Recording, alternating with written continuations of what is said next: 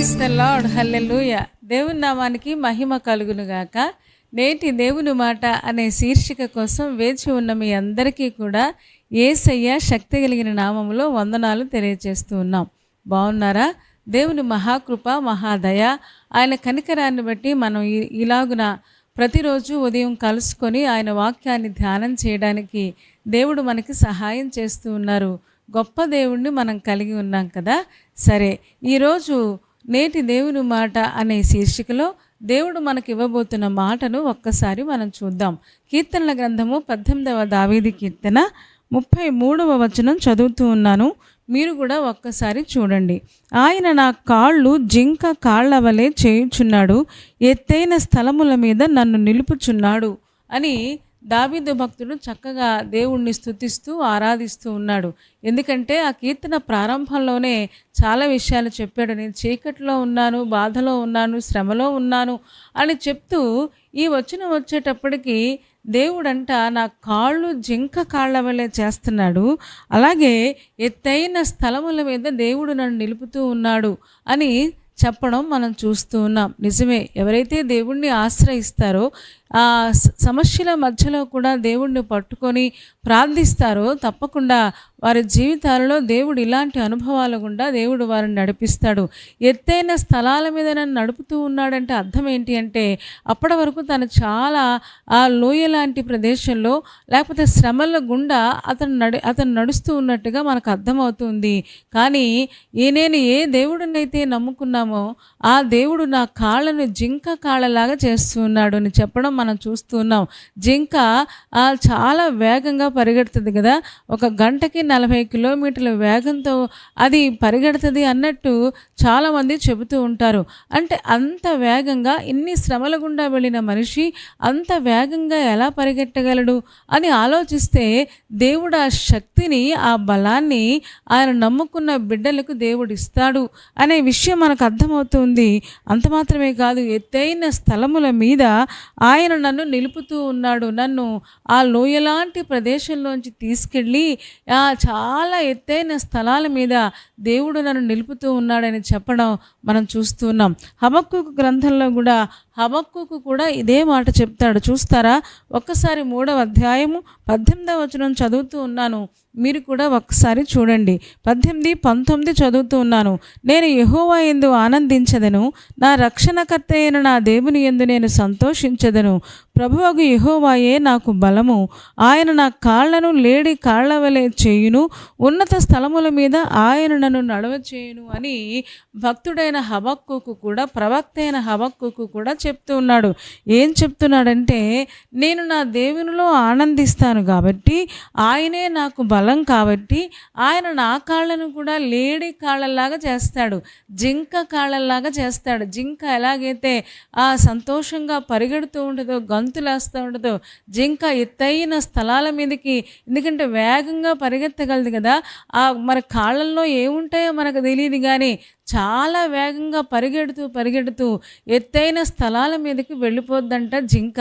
మరి దేవుడు ఆయన నమ్ముకున్న బిడ్డలకు కూడా ఆయన అలాగే చేస్తాడని చెప్పడం మనం చూస్తూ ఉన్నాం. ఆయన నా కాళ్లను జింక కాళ్ల వలె, లేడి కాళ్ల వలె చేస్తాడు. ఉన్నత స్థలముల మీద అంటే ఎత్తైన స్థలాల మీదకి ఆయన నమ్ముకున్న బిడ్డల్ని తప్పకుండా చేరుస్తాడు అనే విశ్వాసంతో, నిరీక్షణతో ఈ మాట చెప్పడం మనం చూస్తూ ఉన్నాం. ఇందాక దావీదైతే నా కాళ్లను జింక కాళ్ల వలె చేయుచున్నాడు అని చెప్పాడు. ఇక్కడ హబక్కూకైతే ఆయన నా కాళ్లను లేడి కాళ్ల వలె చేయును అని అంటూ ఉన్నాడు. కారణం ఏంటి అంటే, హబక్కూకుకి దేవుని మీద నిరీక్షణ ఉంది. నేను నమ్మిన దేవుడు తప్పకుండా నా నిరీక్షణకు ఒక ఫలితం ఉంది, నేను నమ్మిన దేవుడు తప్పకుండా నా జీవితంలో కలుగజేసుకుంటాడు అని విశ్వాసంతో చెప్పడం మనం చూస్తూ ఉన్నాం. ఇంతకీ ఆ మాట చెప్పేటప్పటికీ హబక్కూకు పరిస్థితి మనం చూడగలిగితే 16వ వచనం మధ్యలో నుంచి నేను చదువుతూ ఉన్నాను, మీరు కూడా ఒక్కసారి చూడండి. నా అంతరంగము కలవరపడుచున్నది, ఆ శబ్దమునకు నా పెదవులు కదులుచున్నవి, నా ఎముకలు కుళ్ళిపోవచ్చున్నవి, నా కాళ్ళు వణుకుచున్నవి. 17వ వచనం కూడా చదువుతూ ఉన్నాను.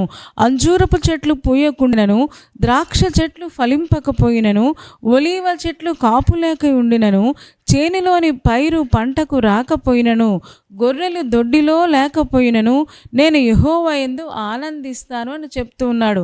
ఏమంటే హబక్కూకు ఎంత వేదనలో ఉన్నాడు అంటే ఆ సమయానికి నా అంతరంగము కలవరపడుతూ ఉంటే ఆ శబ్దానికి పైన ఉన్న పెదాలు అదురుతూ ఉన్నాయంట.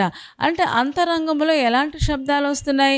ఎందుకంటే అప్పటికే చాలా ప్రయత్నాలు చేస్తున్నాడు, చాలా ఆ పొలంలో చాలా పంటలు వేశాడు, అలాగే సాలలో రకరకాల జంతువులను ఆయన పెంచాడు. అంటే ఏదో వ్యాపారం చేద్దాం అనుకున్నాడు, అంటే అన్ని విషయాల్లో ఫెయిల్యూర్సే. అంటే దేవుణ్ణి నమ్ముకున్న వాళ్ళకి కూడా అపజయాలు వస్తాయా అంటే దేవుని చిత్తంలో తప్పకుండా అవి కూడా వస్తాయేమో. ఒకవేళ మన యొక్క యామరపాటు అయితే అలాంటి ఫెయిల్యూర్స్ కూడా మనకు రావచ్చు. మరి ఏది ఏమైనా కానీ అతను చాలా ప్రయత్నాలు చేశాడు, ఆ ప్రయత్నాలన్నింటిలో కూడా ఓడిపోయినట్టుగా మనం చూస్తూ ఉన్నాం. అందుకని అంటున్నాడు, నా ఎముకలు కుళ్ళిపోతున్నాయి, నా కాళ్ళు వణుకుతున్నాయని చెప్పాడు 16వ వచనంలో. కానీ 19వ వచనం వచ్చేటప్పటికి అంటున్నాడు, ఆయన నా కాళ్ళను లేడి కాళ్ళ వలె చేయును అంటున్నాడు. నిజమే, సాధారణంగా ఫెయిల్యూర్స్ ఎక్కువైపోతే, అపజయాలు ఎక్కువైపోతే, బాధలు ఎక్కువైపోతే, సమస్యలు ఎక్కువైపోతే కాళ్ళు చేతులు వణుకుతూ ఉంటాయి కదా. కాళ్ళు ఆడట్లేదు అంటారు చాలామంది, చేతులు ఆడట్లేదు అంటారు. మరి హబక్కూకు పరిస్థితి కూడా అలాగే ఉంది, ఎముకలు కూడా కుళ్ళిపోతున్నాయంట. అంటే ఎంత వేదన మనసుకు పట్టిందో చూడండి. అంతరంగంలో శబ్దం వస్తుంటే పెదవులు వణుకుతున్నాయంట, పెదాలు వణుకుతున్నాయంట. అంటే ఆ శబ్దం ఎలాంటి పెద్ద పెద్ద శబ్దాలు వస్తూ ఉన్నాయో మనం ఆలోచించవచ్చు. వణుకుతున్నాయంటే అర్థం ఏంటి అంటే అంతరంగంలో నిరాశకు సంబంధించిన శబ్దాలు, లేకపోతే నిర్వేదంతో కూడిన శబ్దాలు, నిట్టూర్పులతో కూడిన శబ్దాలు బయటకు వస్తూ ఉంటే ఆ శబ్దానికి పెదాలు వణికిపోతూ ఏమంటే ఎముకలు కుళ్ళిపోతున్నాయంట, కాళ్ళేమో వణుకుతూ ఉన్నాయంట. కారణం లేకపోలేదు. అక్కడ మనం చదివాం కదా, అంజూరపు చెట్లు అంటే అంజూరపు పంట వేశాడు, ఆ పంట పండల. ద్రాక్ష చెట్లు వేశాడు, అది ఫెయిల్ అయిపోయింది. ఒలివ చెట్లు వేశాడు, అది ఫెయిల్ అయిపోయింది. చేనులో పైరు వేశాడు, అవండి ఆ పైరు కూడా పంటకు రాలేదంట. పోనీ ఇదంతా ఈ మొక్కలు మనకు అచ్చి రావటం లేదు అనుకొని మళ్ళీ పశువుల వ్యాపారంలోకి వెళ్ళాడు. గొర్రెలు పెంచడం మొదలుపెట్టాడంట. కానీ గొర్రెలు దొడ్డులో లేకపోయినాయి అంట, సాలలో పశువులు లేవంట. ఏమంటే ఎన్ని ప్రయత్నాలు చేస్తే ఎన్ని ఫెయిల్యూర్స్ ఉన్న మనిషి అంటున్నాడు, నా దేవుడు నా కాళ్ళను లేడి కాళ్ళ వలె చేస్తాడు అని చెప్పడం మనం చూస్తూ ఉన్నాం. నిజమే కదా. మనం నమ్మిన దేవుడు మన జీవితంలో ఎన్ని అపజయాలు వచ్చినా సరే, ఎన్ని ప్రయత్నాలు చేసి మనం ఓడిపోయినా సరే, మనం నమ్మిన దేవుడు తప్పకుండా మన జీవితంలో ఆయన మీద గనక నిరీక్షణతో ఎదురు చూస్తే ఈ నిరీక్షణ మనల్ని సిగ్గుపరచదని రోమీలకు వ్రాసిన పత్రికలో మనం చూస్తూ ఉంటాం.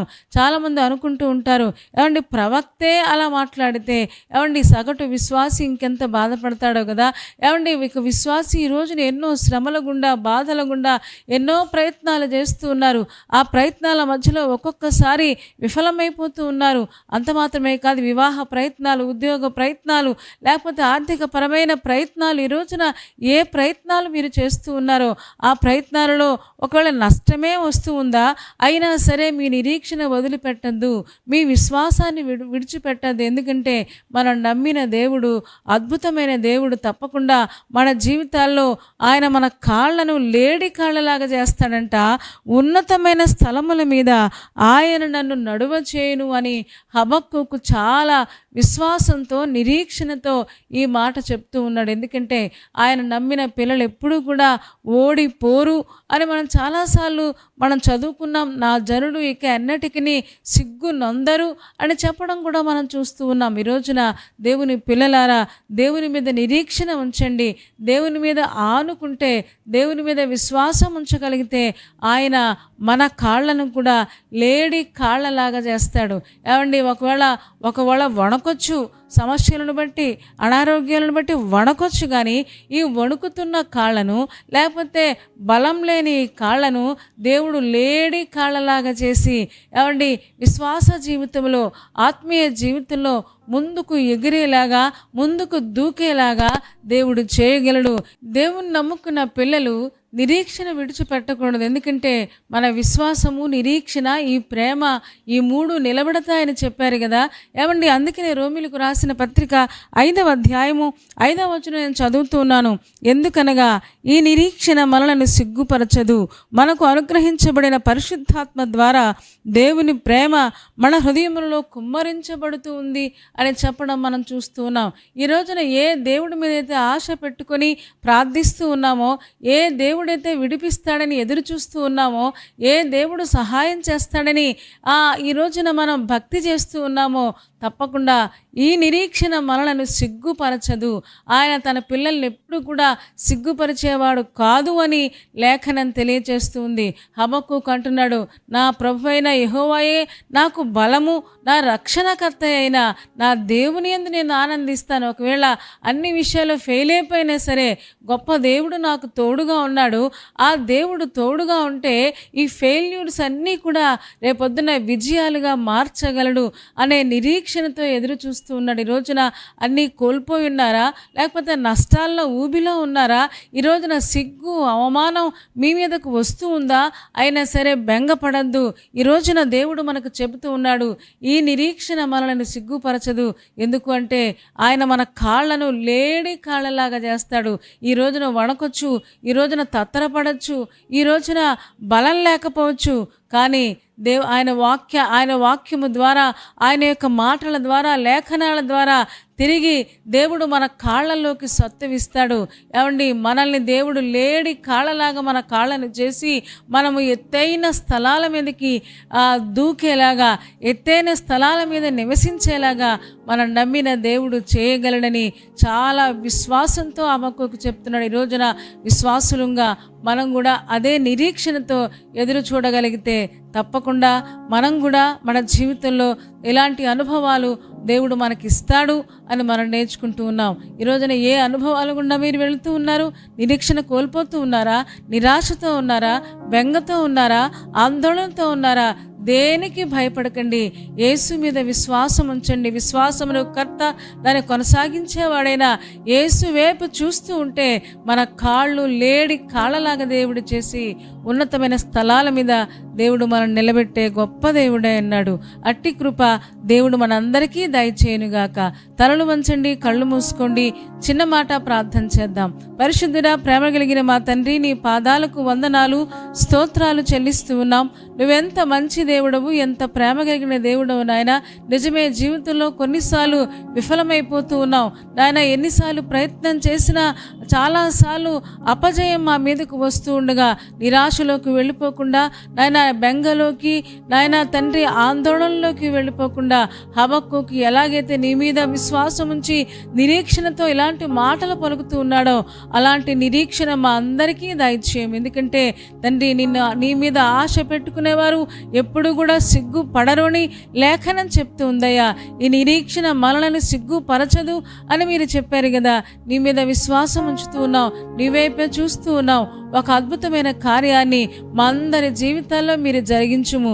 మీరే మహిమ పొంది. ఎంతమంది ఈ ఉదయకాల సమయంలో నిరాశతో కృంగిపోయి ఉన్నారో, అనారోగ్యాలను బట్టి, సమస్యలను బట్టి నాయన నిరాశతో ఉన్నారో దేవా, నిరీక్షణ కలిగిన ఆత్మతో ఒక్కొక్కరిని మీరు నింపుమని నీ కృపకు అప్పగించుకుంటూ, లేడి కాళ్ళ వలె మా కాళ్ళను చేస్తారని వాగ్దానం చేసావు గనుక తండ్రి, ఎత్తైన స్థలాలలోకి మేము ఎక్కగలిగినట్లుగా ఆత్మీయ జీవిత యాత్రలో మరలా తిరిగి పడిపోకుండా ఎత్తైన స్థలాల్లోకి ఎక్కగలిగే ఆ కృపను మా అందరికీ దయచేయము. ఈరోజు పుట్టినరోజు, పెళ్లి రోజు జరుపుకుంటున్న వారిని జ్ఞాపకం చేసుకోండి. శ్రేయస్కరమైన ఆశీర్వాదాలతో నింపండి. ఎగ్జామ్స్ రాస్తున్న వారిని, ఇంటర్వ్యూకి వెళుతూ ఉన్న వారిని దేవా, వారిని కనికరించువా. వారి జీవితాల్లో అద్భుతమైన కార్యాన్ని, సక్సెస్ మీరు దయచేయమని ప్రార్థిస్తూ ఉన్నాం. బలహీనంగా ఉంటే వారిని ముట్టి సంపూర్ణ స్వస్థత, కాళ్లలో సత్తువ, ఓపిక మీరు దయచేయము. రేపటి దినం కోసం సిద్ధపరచండి. యేసయ్య నామములో ప్రార్థించి వేడుకొంచున్నాము తండ్రి, ఆమేన్. ఆమేన్ చెప్పారు కదా అందరూ. చాలా సంతోషం. చాలా ఓపికగా, శ్రద్ధగా దేవుని యొక్క వాక్యాన్ని మీరు వింటూ ఉన్నారు. మిమ్మల్ని బట్టి మేము కూడా సంతోషిస్తూ ఉన్నాం. మరి ఈ కార్యక్రమం మీకు నచ్చితే లైక్ చేయండి, షేర్ చేయండి, అలాగే కామెంట్ కూడా పెట్టండి. చాలామంది కామెంట్స్ పెడుతున్నారు, ఫోన్ చేసి చెప్తూ ఉన్నారు మేము దీవించబడుతూ ఉన్నామని. మీ ఆసక్తిని బట్టి మేము కూడా చాలా ఆనందపడుతూ ఉన్నాం. ఇంకా ఈ ఛానల్ని సబ్స్క్రైబ్ చేసుకోకపోతే డాక్టర్ స్పర్జన్ యూట్యూబ్ ఛానల్ని సబ్స్క్రైబ్ చేసుకోండి. తద్వారా నోటిఫికేషన్స్ అన్నీ మీకు వస్తాయి, మా కార్యక్రమాలన్నీ మీరు చూడొచ్చు. సరేనా అండి? దేవుని చిత్తమైతే మరలా రేపు మళ్ళీ కలుసుకుందాం. అప్పటి వరకు దేవుని మహాకృప మనందరికీ తోడే ఉండునుగాక. ఆమేన్, ఆమేన్.